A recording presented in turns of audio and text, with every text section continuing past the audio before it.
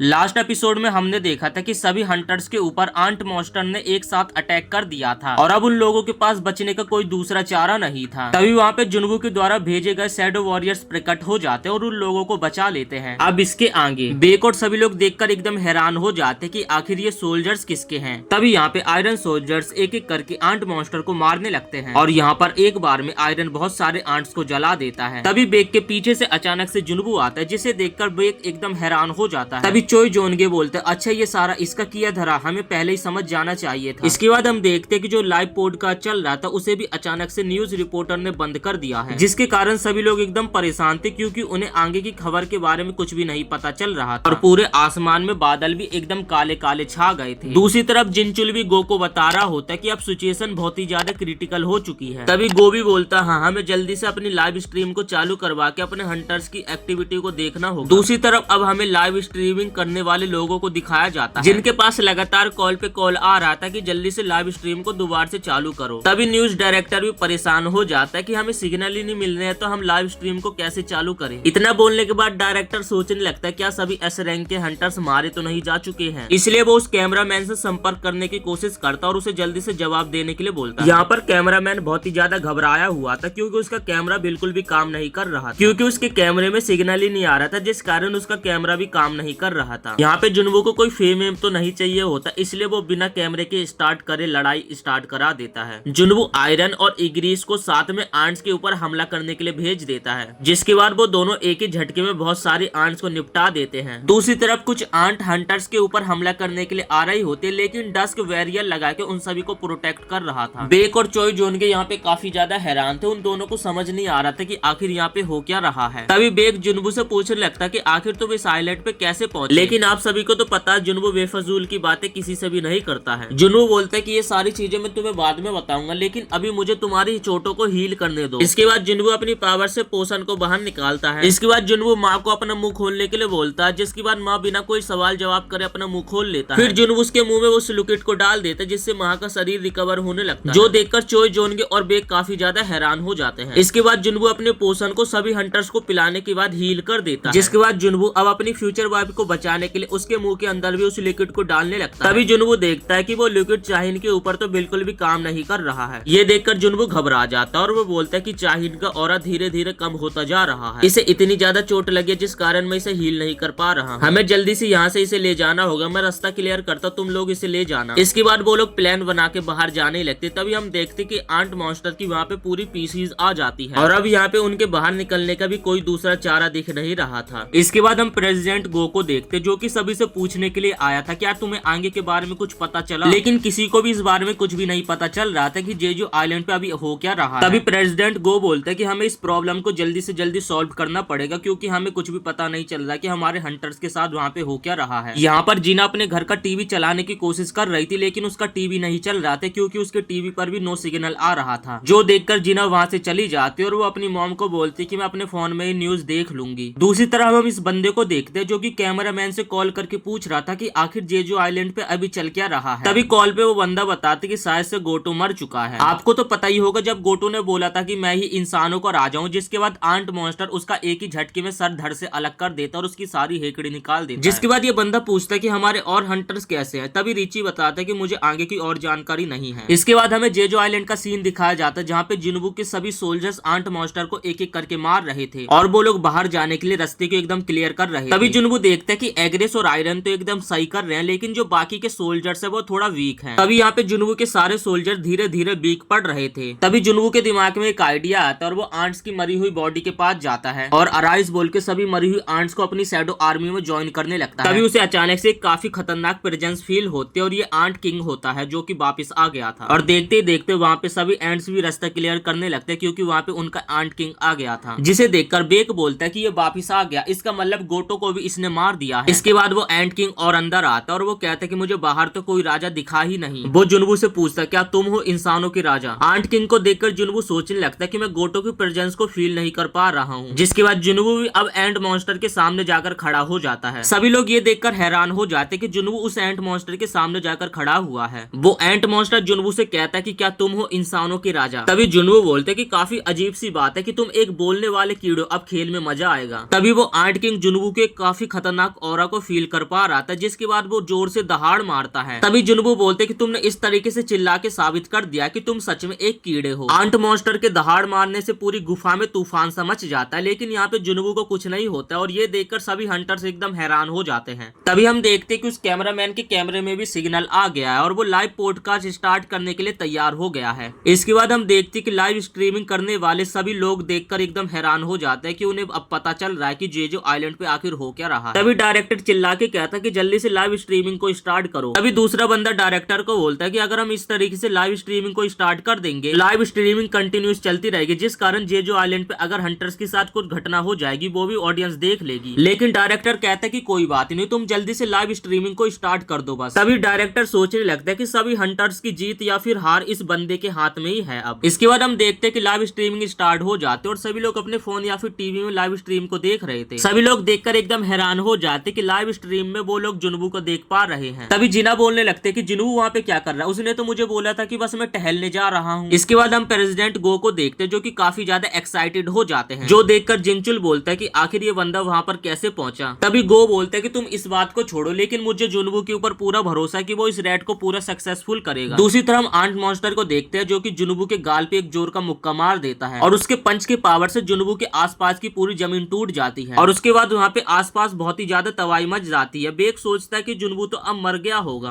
तभी चोई जोन के बोलते हैं कि जुनवू पागल है कि मुझे पता है कि वो एक मेज टाइप हंटर है, लेकिन उसे उस आंट मॉन्स्टर के इतना करीब नहीं जाना चाहिए था। क्या वो उसे अंडर एस्टिमेट करने की कोशिश कर रहा है? तभी आंट किंग जुनवू को बोलता है तुम भी बाकियों की तरह एक कमजोर इंसान हो और तुम भी कोई राजा नहीं हो। सभी लोग ये देखकर एकदम हैरान हो जाते कि जुनवू को इतने जोर के पंच से कुछ भी हुआ नहीं और वो वहीं पे खड़ा हुआ है। अब जुनवू आंट किंग के ऊपर मारने के लिए अपने मुक्की को तैयार करता है और उसे एक जोर का मुक्का मारने वाला होता है। तभी वो आंट किंग नीचे झुककर उसके वार से बच जाता है। जुनवू की पावर देखकर सभी लोग एकदम हैरान हो जाते हैं और वो मन में सोचने लगते क्या जुनवू सच में एक मेज टाइप हंटर है, और उसके इस लुक को देखकर तो बिल्कुल भी ऐसा नहीं लगता है। इसके बाद वो आंट दोबारा से जुनवू के ऊपर पलट के हमला करता है, लेकिन जुनवू अपने हाथ का इस्तेमाल करके उसके वार को डॉज कर लेता है और फिर जुनवू अपने दूसरे हाथ से उसके पेट के ऊपर एक जोर का पंच मारता है, जिससे वो बहुत दूर जाकर गिरता है। तभी हम कैमरामैन को देखते जो कि अपने मन में सोच रहा था कि मैं भी एक ए रैंक का हंटर हूँ, लेकिन मुझे इस फाइट से कितना ज्यादा दूर रहना पड़ रहा है। इसके बाद जुनवू उस एंट के ऊपर भी लगातार हमला करने लगता है, जिससे उस आंट की भी फटके हाथ में आ जाती है। तभी जुनवू एक और उस आंट के पेट पे मुक्का मारता है, जिससे वो आंट दूर जाकर गिरता है और उससे दूरियां बना लेता है। अब यहाँ पे उस आंट की भी फटने लगती है और वो जुनवू की प्रेजेंस को फील करके बोलने लगता है आखिर तुम एक इंसान कैसे हो सकते हो। इसके बाद दोबारा से वो आंट जुनवू के ऊपर हमला करता है और जुनवू भी उसके ऊपर हमला करता है, जिससे दोनों का मुक्का एक दूसरे से टकरा जाता है और दोनों के मुक्के की पावर ही बहुत ही ज्यादा खतरनाक थी। इसके बाद जुनवू अब नीचे बैठकर सीधा उस एंट मॉन्स्टर के मुंह पे एक जोर का मुक्का मारता है, जिससे उस एंट मॉन्स्टर के मुंह के अंदर से जीभ बाहर निकल जाती है और अब उस जीभ से जुनवू के गाल पे कट लग जाता है, जिससे जुनवू के शरीर में उसका जहर फैलने लगता है और तभी जुनवू नीचे बैठ जाता है। ये देखकर वो आंट मॉन्स्टर कहने लगता है कि ये काफी खतरनाक पॉइजन है और अब तुम बिल्कुल भी नहीं बच पाओगे। इसके बाद वो आंट मॉन्स्टर कहता है कि ओए इंसान, अब ये तुम्हारा अंत है। इसके बाद वो आंट जुनवू के पास आकर जुनवू के ऊपर हमला करने लगता है।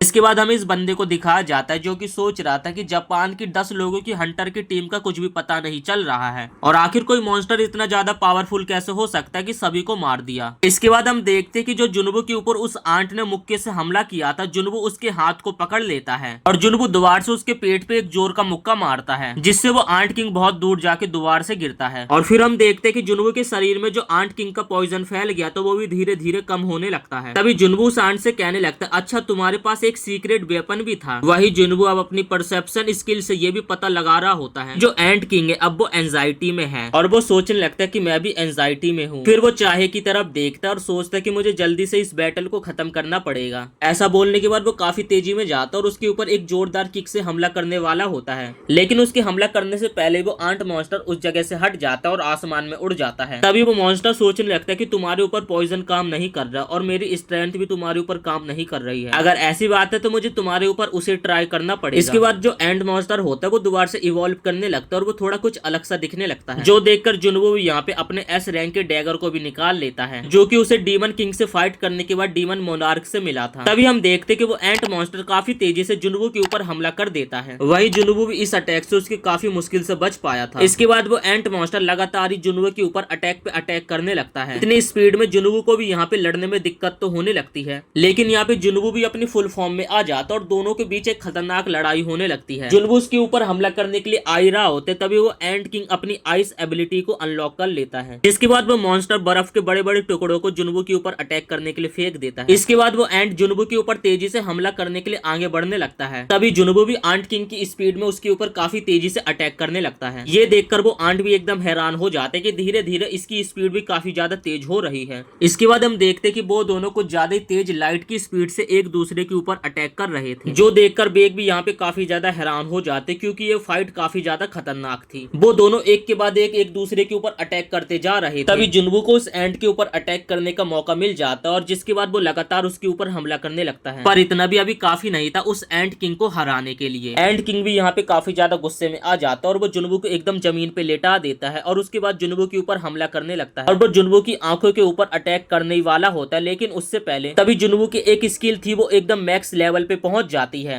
और उसी स्किल का इस्तेमाल करके अब जुनवो उस एंट मॉन्स्टर के ऊपर लगातार हमला कर देता है और उस एंट के शरीर के काफी ज्यादा टुकड़े कर देता है और उसके दोनों हाथों पैरों को जुनवो काट देता है। लेकिन इतने अटैक करने के बाद भी वो एंट किंग अभी मरा नहीं था, जिसके बाद वो एंट अपनी जान बचाने के लिए तेजी से गुफा के अंदर से बाहर की तरफ भागने लगता है। लेकिन उससे पहले वो अपनी आंट आर्मी को जुनवो के ऊपर अटैक करने के लिए भेज देता है। लेकिन यहाँ पे जुनवो भी अपनी शैडो आर्मी को बाहर निकाल लेता है और वो एक एक करके सभी आंट को जलाने लगते हैं और मारने लगते हैं। तभी जुनवो आग के अंदर से चलता हुआ आता है और ये देखकर आंट किंग एकदम घबरा जाता है और फिर वो जुनवो से जान बचाने के लिए भागने लगता है। तभी जुनवो अपनी बैरियर का इस्तेमाल करता है और उसे पकड़ के नीचे गिरा देता है। अब लास्ट में जुनवो अपने डैगर का इस्तेमाल करके उस एंट किंग के काफी सारे टुकड़े कर देता है और उसे जान से मार देता है और यहीं पे एंट किंग का खात्मा हो जाता है। और फिर हम यहाँ पे देखते हैं अपने लीडर की मौत को देखकर जो काफी सारी एंट थी वो गुफा से बाहर चली जाती हैं। इसके बाद जुनवो चाहे के पास भागकर जाता है और वो देखता है जो चाहे का ऑरा है ना वो धीरे धीरे काफी ज्यादा कम होता जा रहा है। तभी जुनवो बोलता है कि हमें जल्दी से किसी हीलर के पास जाना पड़ेगा या फिर हमें इस गुफा से बाहर निकलना पड़ेगा। जुनवो को कुछ समझ नहीं आ रहा था कि आखिर वो चाहे की जान कैसे बचाए, जिसके बाद वो उसी पोशन को बाहर निकाल लेता है, जिसे पिलाने के बाद उसने अपनी माँ को जिंदा कराता, जिसके बाद वो उसी पोशन को चाहे को पिलाने लगता है। तो जुनवो अपने मन में सोचने लगता है कि ये हमारी लास्ट होप है। तभी जुनवो की इन्वेंटरी से एक नोटिफिकेशन आता है जिससे जुनवो को पता चलता है कि ये लिक्विड चाहे के ऊपर काम नहीं करेगा। ये देखकर जुनवो काफी ज्यादा घबरा जाता है और अपने मन में सोचने लगता है क्या कोई ऐसा तरीका नहीं है जिससे मैं इसकी मदद कर सकूं और इसे जिंदा कर पाऊं। कुछ मिनट तक सोचने के बाद तभी जुनवो के दिमाग में एक आइडिया आता है कि चाहे को आखिर जिंदा कैसे किया जा सकता है और इसी के साथ ये एपिसोड यहीं पे समाप्त हो जाता है। वीडियो अच्छी लगे तो वीडियो को एक लाइक करके चैनल को सब्सक्राइब जरूर से कर देना ताकि आप हमारे चैनल से आने वाली नेक्स्ट वीडियो जल्द से जल्द देख पाएं।